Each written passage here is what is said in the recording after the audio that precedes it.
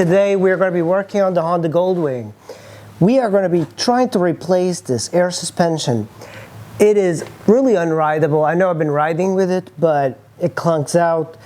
It uses air, oil, and it's got springs. It's very complex, and at the time it was great. But we're going to replace this with this. This is a progressive spring shock. It's a coil. And the one thing to note is that this is, I believe, 13.5. So this is the longer suspension than what this is. So this one is, I believe, a 12.5. This is 13.5. So that's going to raise the bike up slightly. And it just kind of attaches like this. Should be a direct fit. They do make it for the Goldwing. I bought these myself. This is the longer one, like I said, and it is about $209. And it comes with two, of course. And that's what a lot of the gl1100 owners are doing, because the air shocks on these tend to go bad. So if you want to get rid of some weight, the complexity, you might want to go this route. And this is going to give us one more inch to kind of play with, because I kind of like the idea of having a gravel bike. So we're going to replace this today. Pull out this. This is the only thing holding the seat. This is the adjustment. So using a 14 millimeter, we're going to start removing this. Easy. And the good thing about doing this is that we get to look over the bike for any potential things that are missing. This one, this is also the bolt for the shock. Now we're going to remove this one. That's a 13 millimeter. There's a nut on the other side. I'm going to use this and then put the other open wrench in the back here. Then I'm just going to undo it here. 13 millimeter. You can kind of break it loose. And then put your other 13 millimeter in the back.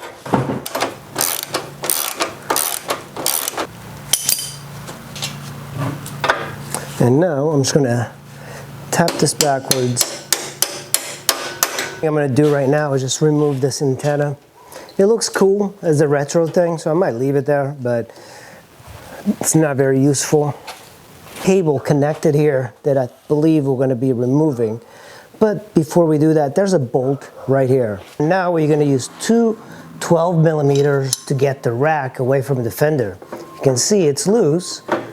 That's the bolt we're going to be removing, and then there's one underneath the fender tightening everything together. One wrench here. Make sure you set it to loosen. And let me see if I can start turning it. There we go. Okay. So I wasn't sure I had to remove these, but yeah, I'm going to remove them because this little piece won't clear this. So I'm going to have to remove that. There we go. Same thing here. Let's see if the rack will come out now. Yeah, look at that. Very good. Now I'm just going to pry this out a bit, and there we go. Looking at it, I really think that the quality of this stuff was just so much better back in the day. This is a crash bar for the side cases. We're also going to have to remove that. That's incredible. That's the attachment for the shock. So in a way, like, I don't want to put this back, but in another way, it's such a good idea to have, you know, this stuff in itself is kind of expensive. So I've already removed this. I have removed this, and I should be able to just remove the foot peg area here, and then on the other side it should come out. There we go. Actually, it didn't take all that much. So 14 millimeter behind in front of the foot peg. It's very tight. Let's see, pull that out. There's this cable here, which is the antenna. And I should be able to slide it backwards. Just look at the condition of this. Incredible, it's so intricate. And finally, we're getting to the air shock. So now we have the top bolt removed already. we are going to work on the bottom bolt. 14 millimeter. Ooh. It's pretty tight, but not horribly tight. So now we're going to remove this 14 millimeter here. Actually, it's just one big bolt. There we go. And the shock wants to already leave. Look at that. So now we have the shock. Pull it out. This one's easier than the one on the right. Before we do anything, I'm actually going to remove the air valve. We're not going to be using the air valve, but I'm not exactly sure what I'll be doing with it. At one point I might try and rebuild these, I don't know. So there's one of the air hoses out.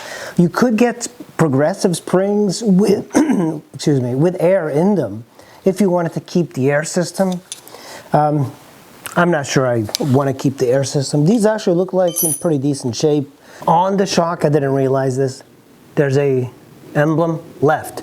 So they did label it. I was curious to see if it was side specific, and it is. So keep that in mind. One comes with a left, and I got these on eBay, so everything is new.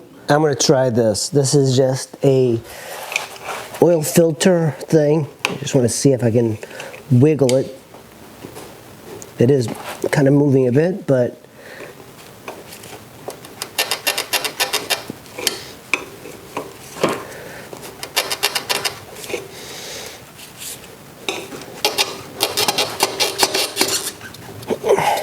there we go. All right, so at least we have the top bolt out.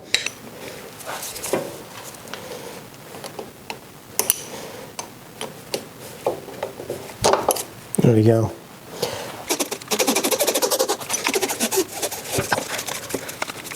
And it's out.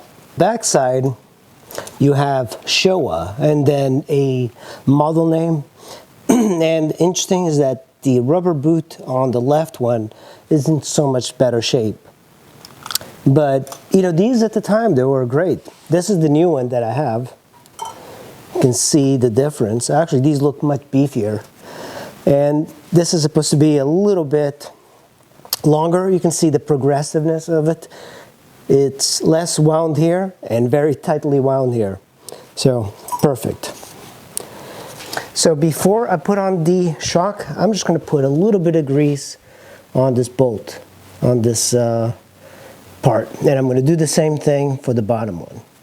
So the manufacturer of this supplied these washers. You're going to put one washer in here. I believe this is the way to do it. Put one washer, put the top of the shock, fit it through there, then put the other washer here. And now we're going to do that for the very bottom. And I believe we're going to have to lift up the rear. It might seem unconventional. I have a big steel piece. I'm going to put it underneath the tire here. And I'm going to try and cram it as much as possible in there. There we go. So now, when I do this, I'm basically lifting up that rear end. It's on the top bolt.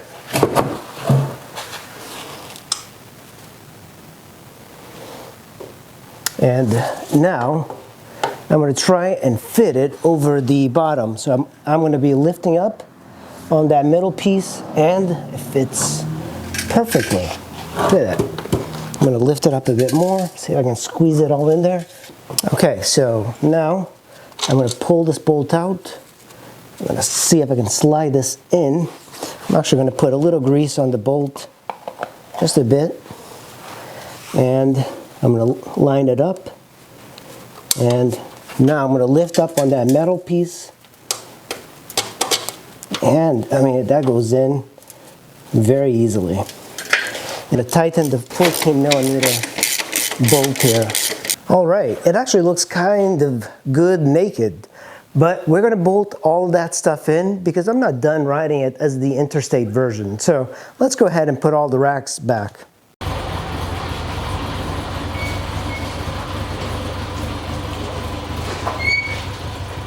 This is the first ride. That's right, this is the first ride on the coil. So I removed the air shocks and promptly got a sensor over here. You see that red light?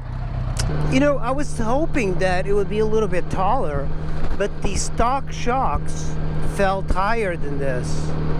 That's a little bit disappointing because I thought it would be a little bit higher. To note about this bike, you have a key, and when you turn it off, usually most bikes with the key, one notch to the left is like completely off. You turn it a little bit more to the left and that's accessories. On this one, to turn it off completely, it's 2 notches to the left. That's why my battery died overnight. But luckily, I thought it was the alternator, but now I realize it's just that little switch thing. Let me see if I can... Oh, you know what? This actually lowered the bike a bit, and now it's easier to get it off the kickstand. That's interesting. So I think it did lower it a bit. Unfortunately, did they send me the right shocks? I'm gonna have to check with those guys because I bought the 13.5s, and these actually feel like they are shorter. So they gave you a key like this so you can adjust it here. So it's making it stiffer.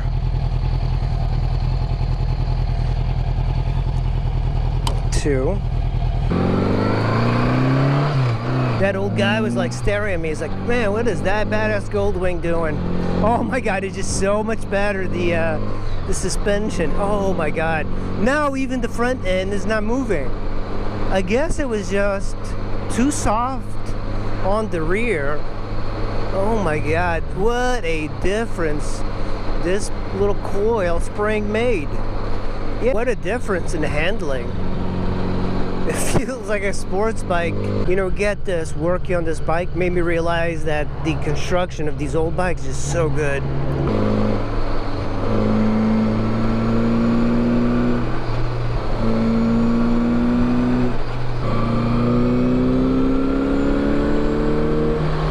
I want you guys to just sit back and enjoy the sounds of a classic motorcycle from 1981.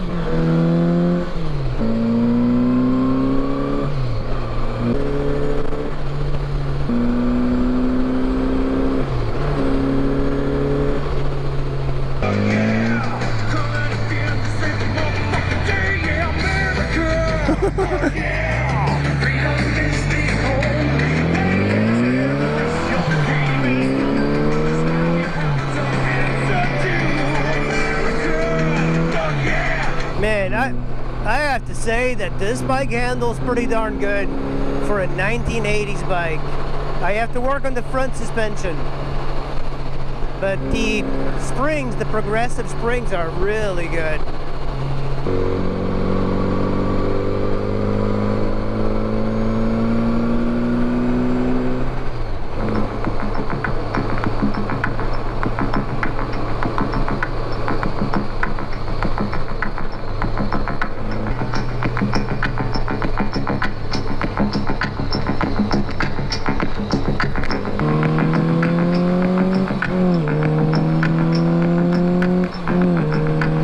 Nice.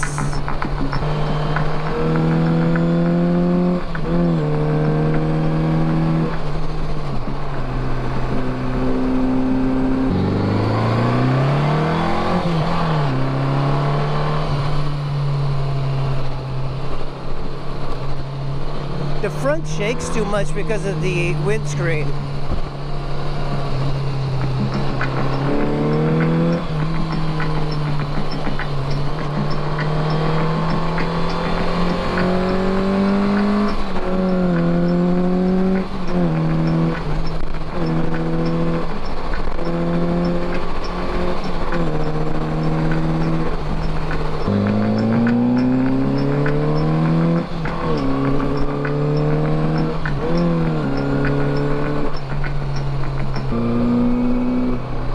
And those are the coils. I think it looks pretty good.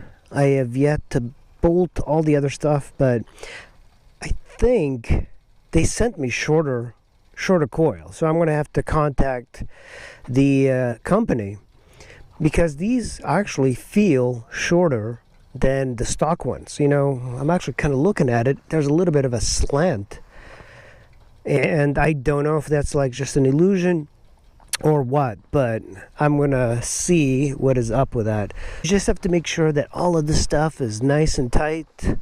You know, I didn't put my antenna for the CB radio. You know, interesting is that by the way, I didn't really tighten the antenna part, but that's okay. This part is mounted to the shaft drive mechanism. So when you want to change the tire, you have to remove this. You have to remove this pumpkin. So I don't know what Honda was thinking there. They could have done a better engineering job. New goldwings are very complex, very electronic heavy, very heavy, a lot of body work. This one, of course, it's minimal. You do have that big front windscreen that I'm thinking about removing, because, you know, the handling, it does affect it. You know, on the SD1300, the plastic is plastic. A lot of this is metal. This is plastic, but it's like a fiberglass, I think. So it's heavier. But I'm so surprised they used metal for everything, including the rear fender. So, very interesting use of materials. So far, I'm really liking this bike, and it makes a lot of sense. You know, if you want to get an old bike, you want something that's reliable, I don't think you can go wrong on these old gl1100s, 1000s, 1200s. The 1200 became much heavier from what I understand, but it does have better features, including you don't have to adjust the valves, for example. So it's much better that way, but it's also heavier, and it's got a bit of an alternator problem. So the alternator, they do like this poor boy alternator from a Geo Metro, put it in there. This one doesn't seem to have any issues. It's an extremely clean bike for the year. And